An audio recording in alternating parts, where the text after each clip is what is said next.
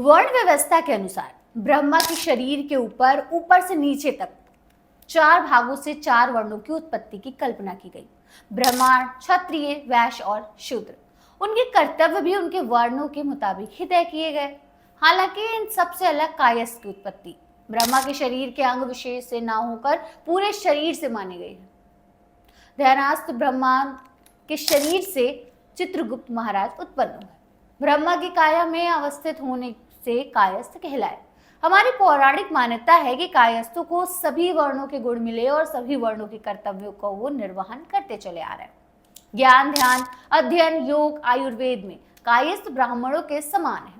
कलम दावात के वो हमेशा से पुजारी रहे। अभिलेखन को उन्होंने हमेशा से अपनी आजीविका का साधन बनाया है। हालांकि जब जब जरूरत पड़ी तो कायस्थों ने अपना शौर्य भी खूब दिखाया है। सम्राटों से लेकर मंत्रियों, सेनापतियों का दायित्व भी कुशलता पूर्वक निभाया।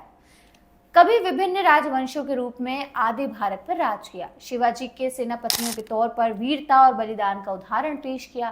क्रांति की धारा में भी कूदे, फांसी पर भी झूले। खैर, बात जब शौर्य पर आई है तो चलिए आज हम आपको कायस्थ समाज के एक ऐसे महाराजा की शौर्य गाथा सुनाते हैं जिनका राजवंश काबुल से लेकर कलिंगा तक और चीन के कुछ हिस्सों तक भी फैला हुआ था। लेकिन बावजूद इसके एनसीईआरटी की किताबों में उनका बहुत कम ही जिक्र, समझ लीजिए ना के बराबर, हमें देखने को मिलता है। इतिहास की जिन किताबों को पढ़कर हम और आप पढ़े हुए हैं उसमें भले ही खिलजी और मुगलों की कहानियां पढ़ाई गई हैं, लेकिन हम आपको कायस्थों के सम्राट की गाथा सुनाते हैं जिसे सुनने के बाद यकीनन आपको बेहद फख्र महसूस होगा। जिन सम्राट की हम बात कर रहे हैं उनका नाम है ललितादित्य मुक्तापीड़।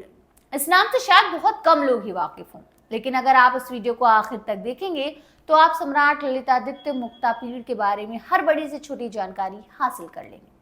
चलिए ज्यादा देर ना करते हुए आपको सुनाते हैं सम्राट ललितादित्य मुक्तापीड़ की शौर्य गाथा। नमस्ते, मेरा नाम आमिना है और आप देख रहे हैं आपकी खबर इतिहास। आज हम इतिहास के पन्नों को पढ़ते हैं। हमारे भारत में ऐसे कई राजा महाराजा रहे जिन्होंने दुश्मनों के छक्के छुड़ाए और एक ऐसे राज्य की स्थापना की जिसकी चर्चा किए बिना इतिहास पूरा नहीं हो पाएगा। ऐसे ही कश्मीर के एक राजा थे ललितादित्य मुक्तापीड़, लेकिन इतिहास में इनका उतना जिक्र नहीं मिलता है जितना इनके समकालीन या बाद के राजाओं का। ललितादित्य मुक्तापीड़ ने कश्मीर में 724 से 760 ईस्वी तक राज किया था। इनके शासन काल में जिसने भी कश्मीर की तरफ आंख उठाने की कोशिश की उसे करारा जवाब मिला। इनके शासनकाल में कश्मीर का राज विदेशों तक फैला था। कारकोट राजवंश के राजा ललितादित्य अपने करीब 37 साल के राज में कश्मीर के राज को मध्य एशिया से लेकर गंगा के मैदानी इलाके तक फैला चुके थे। उन्हें कश्मीरी इतिहास का सिकंदर भी कहा जाता है। उन्होंने अपने शासनकाल के दौरान तुर्क, तिब्बत और बल्टिस्तान तक विजय हासिल की। कश्मीरी इतिहास पर लिखी संस्कृत किताब राज तरंगिणी के में ललितादित्य के शासनकाल का जिक्र मिलता है। इस किताब में कश्मीर के इस महान राजा के बारे में डिटेल में जानकारी मिलती है। आपको बता दें कि कारकोट राजवंश की स्थापना 625 ईस्वी में राजा दुर्लभवर्धन से की थी। ललितादित्य इनके पौत्र थे। दरअसल 8वीं शताब्दी में भारत कई छोटे छोटे राज्यों में विभाजित था। सभी राज्य एक दूसरे से लड़ते रहते थे। ऐसी स्थिति में ललितादित्य के लिए अपने राज्य का विस्तार करने के लिए सुनहरा मौका था। उन्होंने इसे पूरा भी किया और तुर्क से लेकर गंगा के मैदानी इलाके तक उन्होंने कश्मीर का राज स्थापित किया। ऐसा कहा जाता है कि सम्राट ललितादित्य ने अपनी सेना में चीन के किराए के सैनिक और रणनीतिकारों की भी भर्ती की थी। ये भी कहा जाता है कि ललितादित्य की सेना में कई तुर्क भी शामिल रहे। अपनी इसी क्षमता और ताकतवर सेना के बल पर उन्होंने दुनिया में एक महान राज की स्थापना की। उनका पहला आक्रमण और जीत राजा यशोवर्मन के खिलाफ थी। ललितादित्य के सामने यशोवर्मन ने समर्पण कर दिया और उनके साथ शांति समझौता किया। इस जीत के बाद यमुना और कलिका के बीच की जमीन कश्मीर राज्य में आ गई। ऐसे ही ललितादित्य ने कई बड़े राज्यों पर जीत दर्ज की।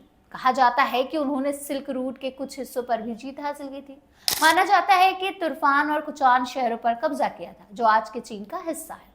तिब्बत पर ललितादित्य ने जीत दर्ज की थी। सम्राट ललितादित्य ने अपने शासनकाल में कई शहरों का निर्माण किया। उन्होंने राज्य के अलग अलग हिस्सों में पानी पहुंचाने के लिए कई नहरों का भी निर्माण किया था। यही नहीं, ललितादित्य काफी धार्मिक भी रहे थे। उन्होंने लगभग हर शहर में देवी देवताओं के मंदिरों का निर्माण किया था। उन्होंने विष्णु, शिव, सूर्य और बुद्ध की मूर्तियां स्थापित की थी। ललितादित्य ने मार्तांड सूर्य मंदिर का भी निर्माण किया था। हालांकि ललितादित्य के समय के बनाए गए कोई भी मंदिर या मूर्तियां मौजूद नहीं, पर मारताड़ मंदिर के अवशेष आज भी मौजूद हैं। इस मंदिर के अवशेष को देखकर पता चल जाता है कि ललितादित्य कितने कला प्रेमी रहे होंगे। चलिए आपको सम्राट ललितादित्य के बारे में एक और बेहद खास बात बताते हैं। बताया जाता है कि ललितादित्य की आज्ञा को देवताओं ने भी माना था। एक बार ठंड के मौसम में पूर्वी सागर के किनारे पर रहने के दौरान ललितादित्य ने कपिल फल की मांग की। उनके परिचारक हैरान थे क्योंकि ये फल उस समय और उस जगह पर सामान्य तौर पर नहीं मिलता था। लेकिन आपको जानकर हैरानी होगी कि ललितादित्य के लिए ये खास फल इंद्र के दिव्य दूत स्वर्ग से ले आए। यह दृश्य देख खुद ललितादित्य भी हैरान हो गए। फिर दूत ने उन्हें समझाया कि उनके पिछले जन्म में उन्होंने अकाल के दौरान भूखे ब्राह्मण को अपना भोजन और पानी दिया था। इस अच्छे काम के फलस्वरूप ललितादित्य स्वर्ग में 100 इच्छाओं के हकदार बन गए। खैर, ललितादित्य ने अपना ज्यादातर वक्त सैन्य अभियानों में ही बिताया। अपने राज्य में बेहतर शासन व्यवस्था के लिए उन्होंने अपने बड़े पुत्र कुवलयार्पीर को अपना उत्तराधिकारी घोषित किया। ललितादित्य के निधन को लेकर अलग अलग बातें, कहानियां प्रचलित है। कुछ रिपोर्ट में कहा जाता है कि बर्फबारी के चलते ललितादित्य का निधन हुआ, जबकि ऐसा भी दावा किया जाता है कि वो एक महान सम्राट के तौर पर मरना चाहते थे और इसलिए उन्होंने खुद को आग के हवाले कर लिया था। और इस तरह से अंत हुआ एक ऐसे नायक का जिनके खुद देवता भी प्रशंसक थे। बहरहाल, हम आपसे अनुरोध करेंगे कि इस वीडियो को ज्यादा से ज्यादा अपने तमाम जानने वालों के साथ शेयर कीजिएगा, क्योंकि किताबों में हमारे ललितादित्य जैसे नायकों और सम्राटों का जिक्र कहीं नहीं मिलेगा। इसलिए हमारी ये खुद की जिम्मेदारी बनती है कि हम उनकी शौर्य गाथा को ज्यादा से ज्यादा लोगों तक पहुंचाएं। इसी अनुरोध के साथ हम आपसे लेते हैं विदा। हम फिर हाजिर होंगे इतिहास के एक ऐसे ही नायक की कहानी के साथ। तब तक के लिए अपना बहुत ख्याल रखिए और आपकी खबर इतिहास चैनल को अपना प्यार देते रहिए।